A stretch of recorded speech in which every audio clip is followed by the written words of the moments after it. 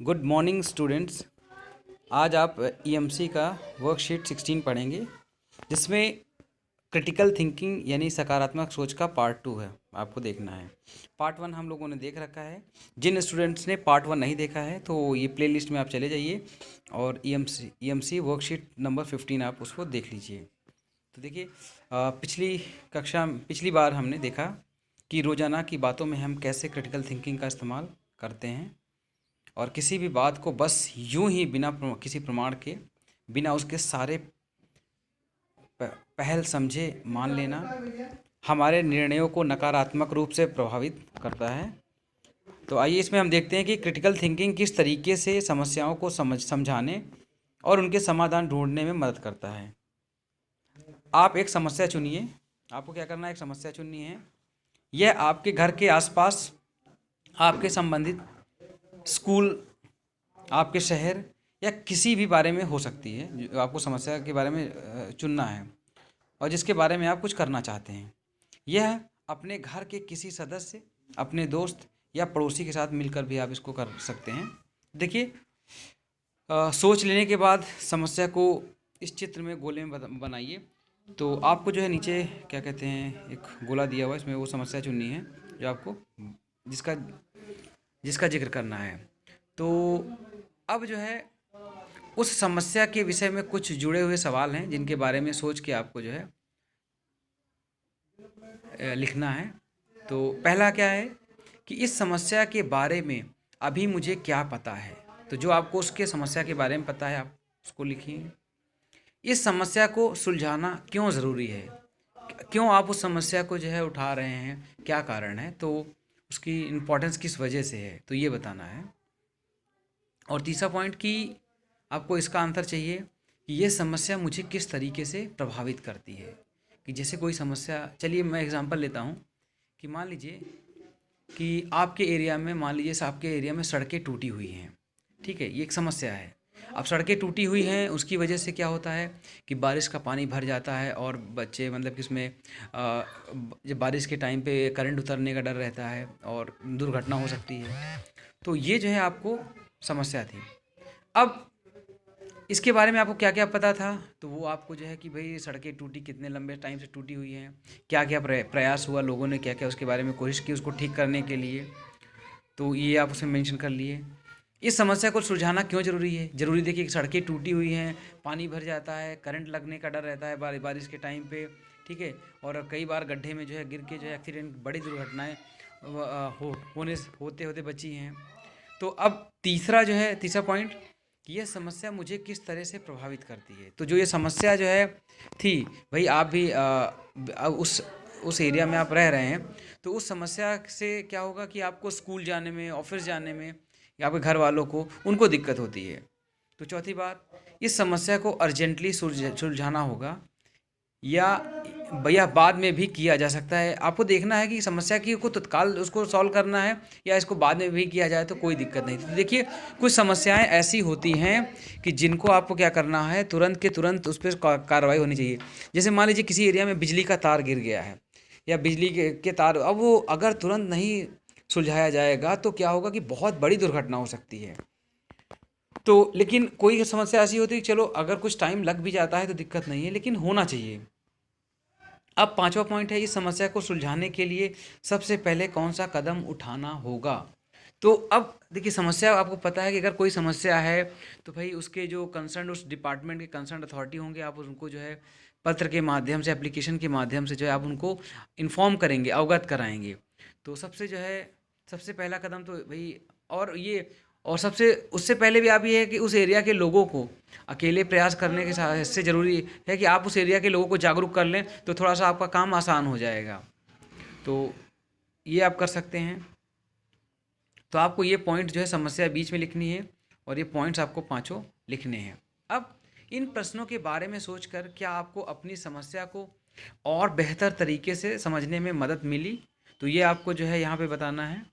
और क्या आप कोई दो ऐसी बातें बता सकते हैं जो आप समझे। तो इसको करने में जो आपको समझ में आया, जो आपने समस्या जो है रिकॉर्ड करी, आपने उसको पॉइंट वाइज जो है नोट किया है, तो इससे आपको उसके बारे में क्या समझ में आया, तो ये दोनों पॉइंट्स आपको यहाँ पे लिखने हैं। अब समस्या का सही समाधान सोच पाने के लिए ज़रूरी है कि हम पहले समस्याओं को गहराई से समझें कि जो भी समस्या है। अब जैसे मैं सड़क टूटने की समस्या की बात कर रहा था, तो अब जो सड़क से टूटी हुई है, तो उसको गहराई से समझने का मतलब कि कारण क्या है, यही जो पांचों पॉइंट्स थे, जो 5 पॉइंट्स थे, अगर उनको भाई समस्या है क्या, उसके इर्द गिर्द जितनी चीज़ें हैं वो आपने कलेक्ट किया, कौन कौन सी कंसर्न अथॉरिटीज़ हैं जो उस समस्या के लिए रिस्पॉन्सिबल हैं, या उसके स्टेक होल्डर्स कौन कौन हैं, कि किनको इन्वॉल्व करके उस समस्या को सॉल्व किया जा सकता है, तो वो सारे पॉइंट्स आपको कलेक्ट करने हैं। ठीक है, तो इस स्टेप में आपको जो है क्रिटिकल थिंकिंग जो है आपको बहुत काम आएगी कि आप उस समस्या के इर्द गिर्द कितने पहलुओं को, कितने ब्रॉड लेवल पे आप उसको जो है स्टडी कर पाए हैं। तो जब आप क्रिटिकली थिंक करेंगे तो आप उसके हर पहलू को कवर, हर एस्पेक्ट को कवर करेंगे। समस्या क्यों है, क्या कारण है, किसको नुकसान हो रहा है, या उस समस्या को सॉल्व कैसे किया जा सकता है। ठीक है, तो ये सारे पहलू और भी कुछ पहलू आपके दिमाग में आते हैं, तो वो क्रिटिकल थिंकिंग जब आप सारे जैसे बॉक्स आपने बना के लिखा, तो ऐसे कई सारे पॉइंट्स निकल के आएंगे जो आपने सोचा भी नहीं था। तो अब सही सवालों के माध्यम से हमें किसी भी समस्या के बारे में और गहराई से सोच पाते हैं। जैसे आपने यहाँ पे 5 क्वेश्चन जब आपने पूछे, अभी सड़क टूटने की समस्या थी, लेकिन आपने सोचा नहीं होगा कि आपको क्या है उसके बारे में, सड़क जो टूटनी थी उस सड़क को कौन कहाँ पे कंप्लेन करना था। सड़क में देखिए आपको लगता है जब आपकी गली की सड़क है, हो सकता है कि वो आपकी गली की सड़क है, तो उसके लिए भाई क्या जो आपका उस एरिया की म्यूनिसपैलिटी है, म्यूनिसिपल कॉरपोरेशन है, वो उस सड़क को मेंटेन करती है। ठीक है, या जो है आपके एरिया के बाहर जो है कोई रोड है जो स्टेट गवर्नमेंट जो है देखती है, स्टेट गवर्नमेंट के अंडर में आता है, तो जाहिर सी बात है आपको स्टेट गवर्नमेंट के जो अथॉरिटीज़ हैं जो उसको देखते हैं। या कोई आपके एरिया में हाईवे पड़ रहा है, वहाँ पे टूटी हुई है और हाईवे पे एक्सीडेंट होने के, नेशनल हाईवे है, तो नेशनल हाईवे जाहिर सी बात है वो सेंट्रल गवर्नमेंट के अंडर में आता है। तो आपको जब ये कैटेगरी पता रहेगी, तब आपको पता चलेगा कि मुझे किसके पास कंप्लेन करना चाहिए। क्योंकि आप अगर समस्या है कि सड़क टूटी हुई है, लेकिन कौन सी सड़क टूटी हुई है, वो किसके ज्यूरिसडिक्शन में आता है, कौन उसको जो है सॉल्व करेगा, कौन ठीक करेगा, जब तक आपको ये नहीं पता होगा तो आपको लगेगा कि अरे मतलब कि जिम्मेदार कौन है, आपको पता ही नहीं चलेगा। तो ये कैटेगराइज करना जो है बहुत ज़रूरी है। तो नॉर्मली क्या होता है कि कोई लोकेलिटी है, ठीक है, तो वो जो है लोकल गवर्नमेंट होती है। लोकल गवर्नमेंट का मतलब म्यूनिसिपल कॉर्पोरेशन, या जो गांव का क्षेत्र होता है वहाँ पे जो है वहाँ का सरपंच या मुखिया होता है, वो जिम्मेदार होता है। ठीक है, वो उसके अंडर में, उसके ज्यूरिसडिक्शन में आता है। ठीक है, तो ये आपने क्वेश्चन को जब सॉल्व किया तो आपको उसके बारे में बहुत सारी जो है अहम जानकारियाँ आपको मिली। अब आइए जो है इस एक केस स्टडी पढ़ते हैं जिसके आधार पे क्रिटिकल थिंकिंग से जुड़े कुछ सवालों पर सोचकर उनके जवाब देते हैं। इसमें एक केस स्टडी है, केस स्टडी को पढ़ना है और नीचे जो सवाल हैं उन पे सही निशान लगाना है। तो चलिए देखते हैं। मार्केट में स्ट्रॉन्ग वीटा नाम के किशोरों के लिए एक पाउडर मिलता है। चूँकि इसके मुख्य उपभोक्ता 18 से 12वीं के छात्र हैं, 8 से 12वीं के छात्र हैं, तो स्ट्रॉन्ग वीटा कंपनी ने स्कूल में बच्चों के सामने उनका प्रचार करने का निर्णय लिया। प्रचार के दिन उन्होंने स्कूल में बताया कि इस पाउडर को दूध के साथ मिलाकर पीने से न सिर्फ बच्चों को ऊर्जावान महसूस होगा, बल्कि उनकी ऊंचाई भी बढ़ेगी। उन्होंने ये भी बताया कि पाउडर में अनेक तरह के विटामिन भी डाले गए हैं जो शरीर में आई कमियों को पूरा करते हैं। इस प्रकार इस कंपनी ने छात्रों के लिए स्ट्रॉन्ग वीटा की बोतल पर 30% डिस्काउंट देने की भी बात की।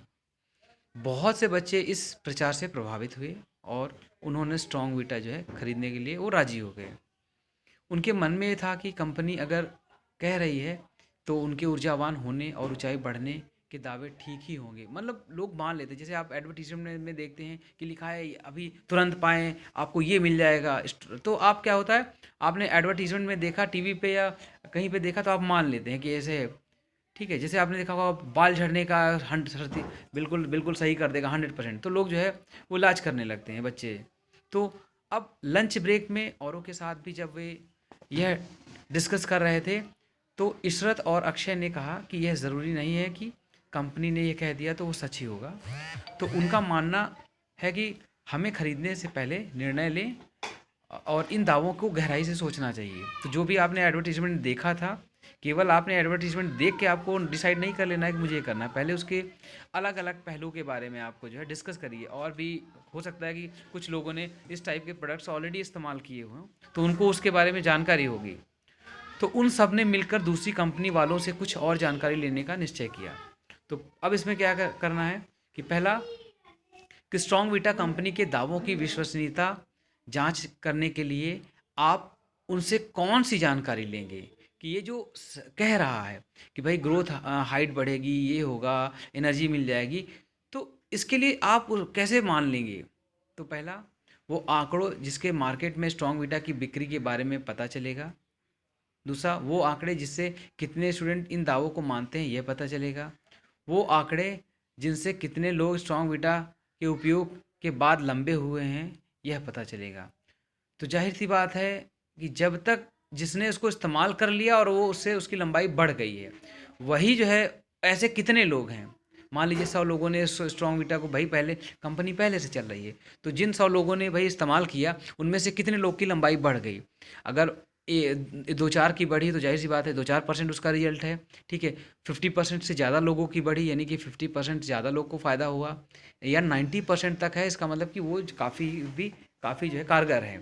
तो आप उसके दावों पे जो है वो कर सकते हैं, विश्वास कर सकते हैं। तो इस आपको आंसर इसमें देखना है कि भाई जाहिर सी बात है, जब तक जिन्होंने यूज़ किया है, अगर उन्होंने अगर बताया, उनका डेटा आपके पास अवेलेबल है, तो आप इस पर विश्वास कर सकते हैं। वरना आप बिक्री से नहीं बता सकते कि उससे लोगों को फ़ायदा हो रहा है कि नहीं हो रहा है। क्योंकि लोग अफवाह में क्या होता है कि कुछ बिकना शुरू हुआ, भीड़ लगती है, तो वहाँ पे और भी लोग लाइन में लग जाते हैं कि क्या क्यों भीड़ लगी है। कुछ लोग देखने के लिए लगते हैं, कुछ लोग खरीदने के लिए लगते हैं। लेकिन बाहर से कोई नया देखेगा, उसे लगेगा अच्छा इतने सारे लोग खरीद रहे हैं, तो वो भी वहाँ पे लग जाता है। तो कभी कभी देखा होगा कि आपने अफवाहों में बहुत बड़ी भीड़ लग जाती है। तो आपको विश्वसनीयता जांच किए बिना आप उस पर नहीं। अब विश्वसनीयता जांच करने का ये जो पैरामीटर होगा, वो होगा कि कितने लोगों को फ़ायदा, कितने परसेंटेज लोगों को फ़ायदा हो रहा है। अब सेकंड, स्ट्रॉन्ग वीटा पीने से लंबे होने के दावे को समझने के लिए आप निम्न में से क्या नहीं करेंगे। इस दावे से जुड़ो पहला, इस दावे से जुड़े सटीक सवालों पर जानकारी इकट्ठा करेंगे। तो जाहिर सी बात है, इकट्ठा ये आपको नहीं करना है, वो आंसर देना है। तो ये तो करने वाली चीज़ है। दूसरा, इस दावे को मानने वाले लोगों का डेटा इकट्ठा करेंगे। इस दावे से जुड़े विभिन्न तथ्य इकट्ठा करने की कोशिश करेंगे। तो जाहिर सी बात है, सेकंड पॉइंट है जिसे आप नहीं करेंगे, बाकी दोनों आप करेंगे। तो इस तरीके से जो है आप मतलब कि क्या कहते हैं, कोई भी एडवर्टीज़मेंट आप देखते हैं तो उस पे आँख बंद करके भरोसा करने के बजाय आप जो है ये जब उस समस्या के बारे में, ठीक है, क्या कहते हैं, उस दावे के बारे में अलग अलग जानकारियाँ कि उससे फ़ायदा कितने लोगों को हुआ जो वो दावा कर चुके हैं, तब जाके कहीं आप जो है उसके बारे में सही निर्णय ले पाएंगे। तो आप लोग अब इसका डेली लाइफ में आपके क्या इम्पैक्ट है।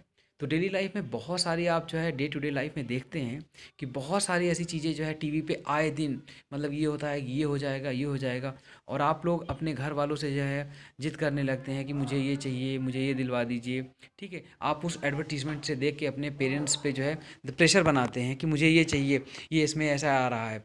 जबकि आपको उससे पहले उसकी जानकारी, ये पाँचों पॉइंट से जो है आप उसके बारे में जानकारी इकट्ठा करके तब आप अश्योर हो सकते हैं कि मुझे ये चीज़ मेरे लिए फ़ायदेमंद है या नहीं है। तो आज से जब भी आप लोग जो है कोई भी चीज़ आप एडवर्टीज़मेंट देखेंगे, तो इन पांचों क्वेश्चन के बाद क्या कहते हैं, उसके से संबंधित क्या डेटा आपके पास अवेलेबल है। आप अपने आस-पास, अपने परिवार में पूछिए, अपने पड़ोस में पूछिए, तो आपको ये पता चलेगा कि इसके बारे में जो है आपके पास ये डेटा उपलब्ध है। अगर डेटा उपलब्ध नहीं होगा तो आप जो है उसके बारे में ज़्यादा सटीक कोई बात नहीं कह सकते हैं।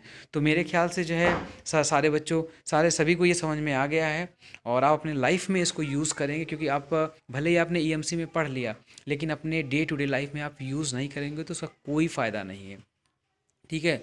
तो मुझे उम्मीद है कि इस ईएमसी वर्कशीट के टॉपिक के बाद आप सभी लोग जो भी इस वीडियो को देख रहे हैं, तो आप कोई भी एडवर्टीजमेंट देखेंगे तो उसके बारे में अलग अलग पहलू को सोच के ही उस पर निर्णय लेंगे।